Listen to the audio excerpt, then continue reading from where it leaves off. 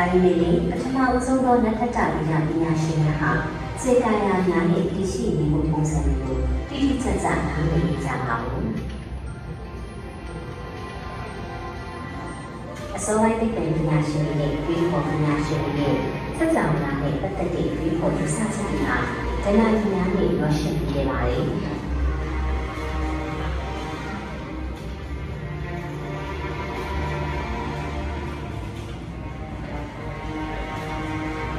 ရှင်းပြပြီးလူတွေကလက်ခတ်မိတာပြည့်တယ်များစပြီးလို့ရှင်းဟောင်းပညာရေးများကနေဝိထွက်ပြီးပထမဆုံးခြေလှမ်းများအဖြစ်စတင်ပြီးခေါ်ခဲ့ကြပါတယ်။ Pythagoras,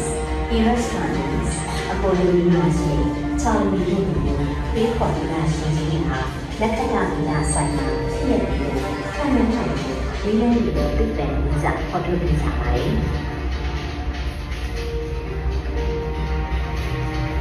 ဒီဂရိလက်ခတ်မိတာရှင်ကြီးဟာကမ္ဘာ့ပြည်ရှိကမ္ဘာ့ကြီးကအရာဝတ္ထုတွေပြည်တာထင်ရှားတဲ့ဒီရှားမှုတွေပြည်တာတွေကမ္ဘာ့ကိုပြည်စကြဝဠာအကျိုးဆိုင်စတင်ပေါ်ထွက်ခဲ့ကြပါတယ်။တို့ရမယ်အရစ္စတိုတက်စ်ကရှိတဲ့ဂရိလက်ခတ်မိတာရှိတဲ့ကတော့ဒီပြည်စကြဝဠာအကျိုးဆိုင်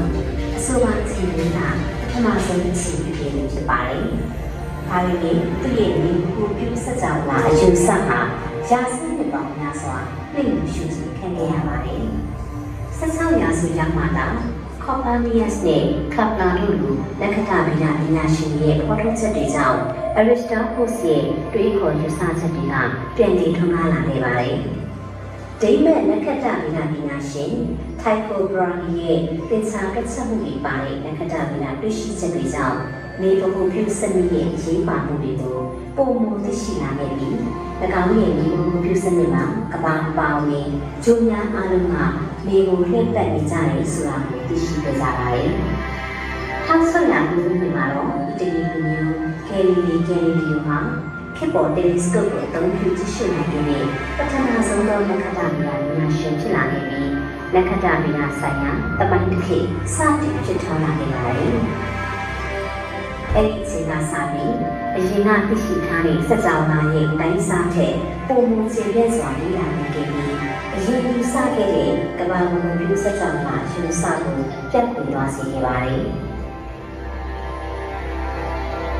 တယ်လီစကော့ဆိုတာကတော့အလုံးဝေးกว่าတဲ့နေရာကမိန်ဖြော့ဖြော့အရာဝတ္ထုတွေရဲ့အလင်းတွေကိုစုဆောင်းပြီးအသေးစိတ်ပုံရိပ်တွေကိုဖဲယူပေးနိုင်တဲ့ကိရိယာပဲဖြစ်ပါတယ်။အကွာဝေးပုံရိပ်တွေကိုပြီးနိုင်မှု